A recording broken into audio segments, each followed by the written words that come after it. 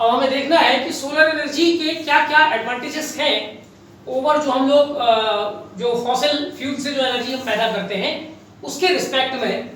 तो एडवांटेज जो of solar energy कोई नई नहीं है, जो हम लोगों ने हाइड्रो एनर्जी में पढ़ा था, रिन्यूएबल सोर्सेस ऑफ एनर्जी है, ठीक है, ग्लोबल वार्मिंग या क्लाइमेट चेंज से कॉम्बेटिंग करने का एक ये साधन है, इंडिया ने जो ग्लोबल कमिटमेंट किया है उसको फुलफिल करने का साधन है, फ्री ऑफ कॉस्ट अवेलेबल है, ठीक है, तो और डिसेंट्रलाइज्ड है, यदि तो उसको केबलिंग की जरूरत नहीं है, वायरिंग की जरूरत नहीं है, ट्रांसमिशन लॉस नहीं है। तो ये तमाम फायदे जो हम लोगों ने उधर हाइड्रो में लिखा था और इधर हमने कॉन्सेप्ट लिखा था, तो दोनों को मिलाकर के आप लोग लिख लीजिएगा, ठीक है। I will check it out.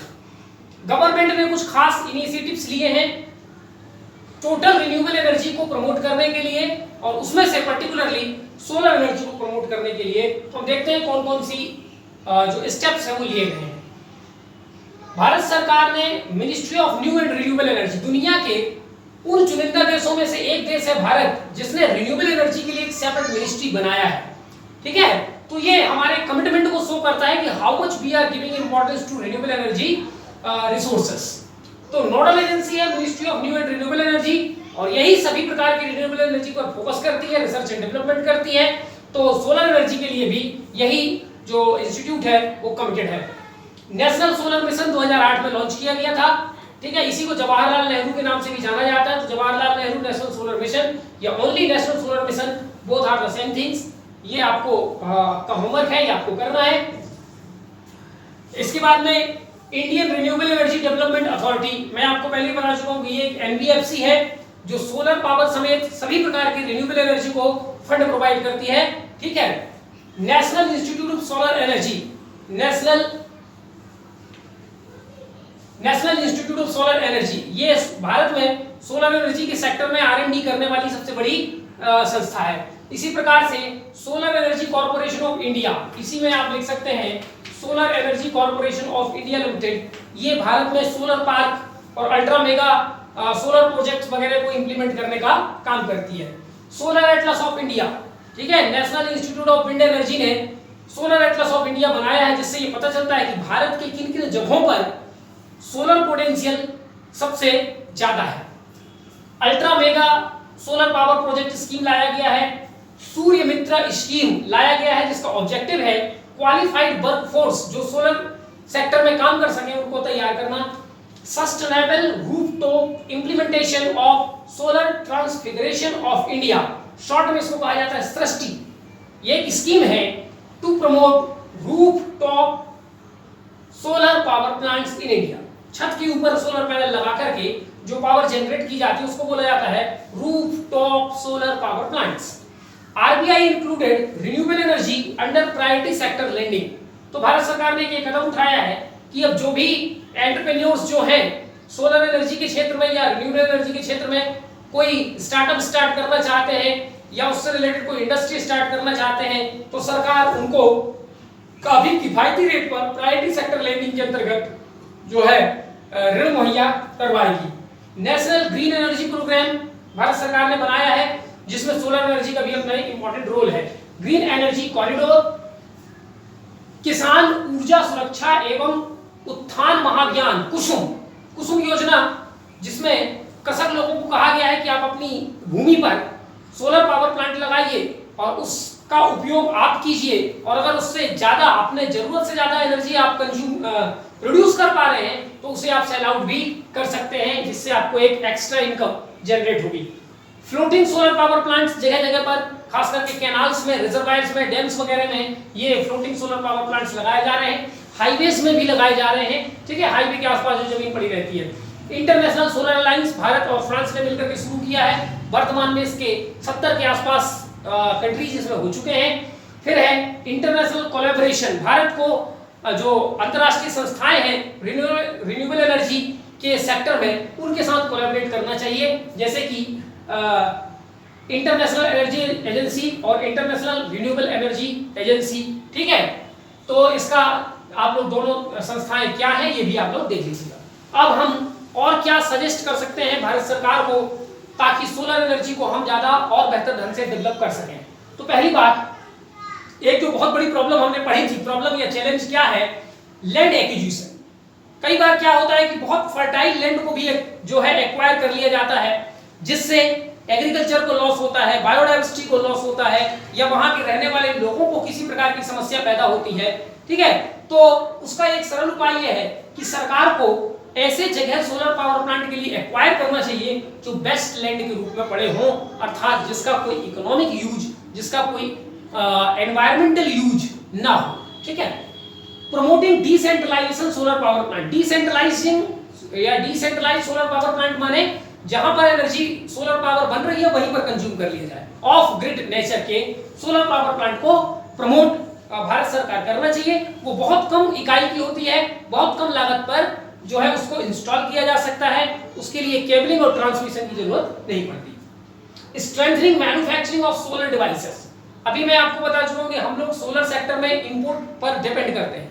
Indian government को ये जो मैन्युफैक्चरिंग सेक्टर है जिसमें सोलर डिवाइस वगैरह बनाए जाते हैं, सोलर पैनल वगैरह बनाए जाते हैं, solar cell, solar photovoltaic cell, ठीक है, सोलर लैंटर्न, ऐसे बहुत सारे डिवाइसेस, उसको प्रमोट करने की भारत सरकार को और उसको ताकतवर बनाने की भारत सरकार को जरूरत है।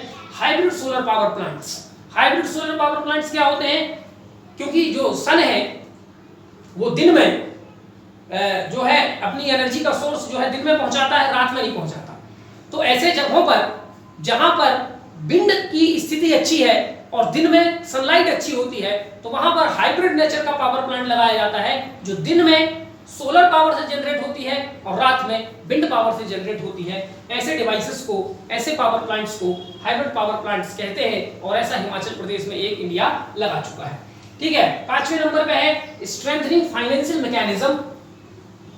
सोलर सेक्टर में या पूरे रिन्यूएबल एनर्जी में जो फाइनेंस की व्यवस्था है वो पर्याप्त मात्रा में होनी चाहिए। उसके लिए भारत सरकार कुछ स्पेशल प्रकार की मैकेनिज्म करे, जैसे ग्रीन बॉन्ड इशू करे जिसको फिर जो इन्वेस्टर्स लोग हैं वो खरीदेंगे, क्लीन एनर्जी फंड बनाए। ठीक है, इस प्रकार से कुछ नए इनिशिएटिव लेने चाहिए ताकि हमारे रिन्यूएबल एनर्जी सेक्टर को पर्याप्त मात्रा में फाइनेंस अवेलेबल हो। Promotion of R&D, research and development का काम तेजी से किया जाना चाहिए renewable energy, particularly solar sector के क्षेत्र में। Increasing private participation. अभी खास करके सोलर सेक्टर में प्राइवेट पार्टिसिपेशन कम है। ठीक है, खास करके जो ग्रिड बेस्ड है, तो उसमें इन प्राइवेट कंपनीज को इन्वेस्ट करने के लिए थोड़ा सा कुछ स्कीम्स ऐसा चलाना चाहिए, इंसेंटिव्स ऐसा देना चाहिए ताकि प्राइवेट सेक्टर का पार्टिसिपेशन हमारे रिन्यूएबल एनर्जी सेक्टर और पर्टिकुलरली सोलर सेक्टर में बढ़े। Adoption of best global practices. दुनिया में सोलर एनर्जी जनरेट करने के लिए जो भी अच्छे प्रयास किए जा रहे हैं उनको भी भारत को अपनाने की जरूरत है। Best technology, best management, best operation, ये तमाम चीजें जो भी बेस्ट है रिन्यूएबल एनर्जी और सोलर के फील्ड में, उसको हमें अपनाने की जरूरत है। यहां तक हमारा सोलर एनर्जी का काम कंप्लीट हो जाता है। कुछ एक्स्ट्रा स्पेस बचा हुआ था, वो भी कुछ इंपॉर्टेंट जानकारी एनर्जी सेक्टर के बारे में हम लोग देख लेते हैं। नोट में हम लोग देखते हैं पर कैपिटा इलेक्ट्रिसिटी कंजप्शन, प्रति व्यक्ति विद्युत का उपभोग दुनिया में सबसे ज्यादा कहां होता है? यूएसए में होता है। यूएसए में प्रति व्यक्ति प्रति साल 12,070 किलोवाट और एनर्जी या इलेक्ट्रिसिटी कंज्यूम करता है। चीन में ये जो है 4475 किलोवाट पर आवर है और इस प्रकार से चाइना सेकंड नंबर पे है। इंडिया में पर कैपिटा एनर्जी कंजप्शन बहुत कम है। मैंने आपको इसके पहले एक दिन एक आंकड़ा बताया था कि अगर हम इंडिया में देखें तो हम इंडिया में जो नेट हम लोग जो हैं थर्ड लार्जेस्ट कंज्यूमर हैं इलेक्ट्रिसिटी के भी, ऑयल के भी और एनर्जी के भी। तो इंडिया तीसरे नंबर पे है 1181, हालांकि बहुत कम है हमारा चीन और अमेरिका की तुलना में। चौथे नंबर पे है रसिया और रसिया है 7481 और जापान 7371 किलोवाट पर आवर। तो ये top 5 countries in terms of per capita electricity consumption. यदि हम per capita electricity consumption Bharat में देखें तो भारत के किन राज्यों में या यूटीज में सबसे ज्यादा एनर्जी कंज्यूम किया जाता है? तो मैक्सिमम एनर्जी इलेक्ट्रिसिटी कंज्यूम किया जाता है इंडिया में दादर नगर हवेली एंड दमन दीव। अब दोनों को मिला के एक यूटी कर दिया गया है ना, पहले ये अलग अलग यूटी थी। यहां पर सबसे ज्यादा है। It is followed by Goa and followed by Gujarat. तो ये भारत के 3 यूटी से स्टेट्स हैं, टॉप 3 जहां पर इलेक्ट्रिसिटी का कंजप्शन सबसे ज्यादा होता है और सबसे कम होता है बिहार में। ठीक, चलिए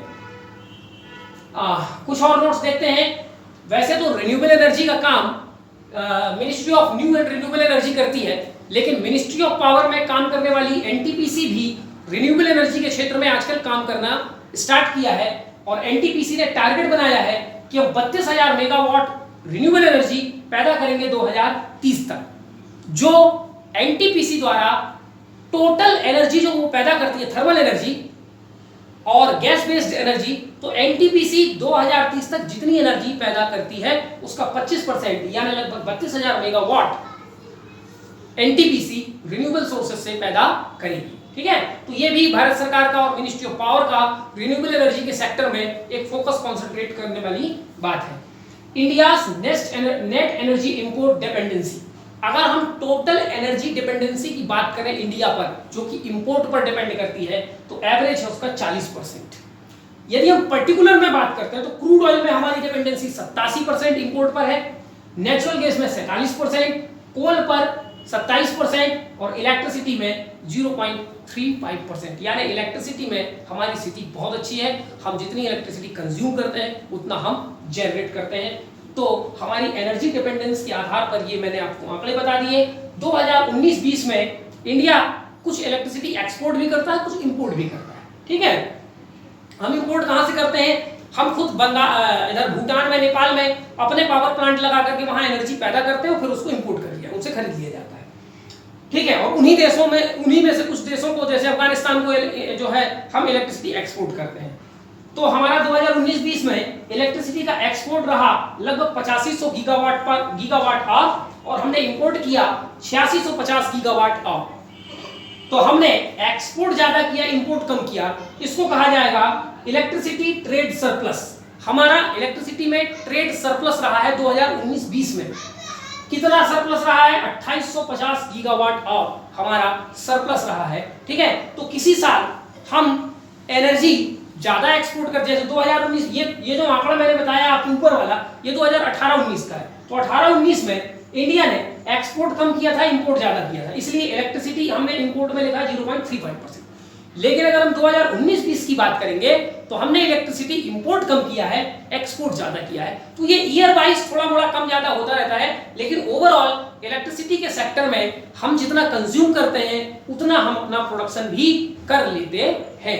और कभी कभी यदि थोड़ा मोड़ा उसमें डेफिसिट रहा भी तो नेग्लिजिबल डेफिसिट रहता है और कभी कभी उसमें सरप्लस भी रहता है। ठीक है, तो इसी के साथ हम ये तमाम नोट्स यहाँ पर कंप्लीट करते हैं और नेक्स्ट वीडियो में हम लोग देखेंगे wind power in India along with global scenario. Thank you.